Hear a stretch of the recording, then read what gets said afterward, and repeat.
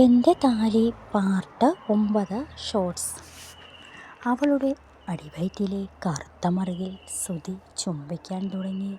ശേഷം അവളുടെ ഇരുമാറുകളും അവൻ തഴുകിക്കൊണ്ടിരുന്നു. അവളുടെ പൊക്കിൾ ചുഴിയിലൂടെ അവൻ അമർത്തി ചുംബിച്ചു.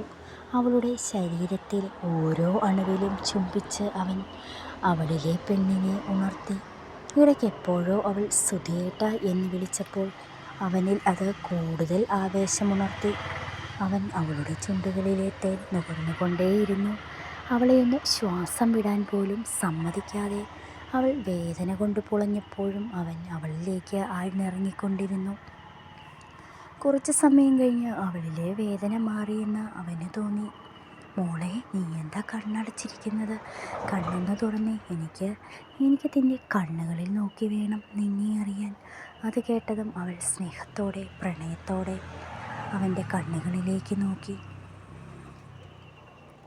"നിനക്ക് വേദനിച്ചോ രേണു?" "ഏയ് ഇല്ല ഏട്ടാ," അവൾ പറഞ്ഞു. അത് കേട്ടതേ ശ്രുതി പറഞ്ഞു. ഇതിൻ്റെ തുടർച്ച കേൾക്കാനായി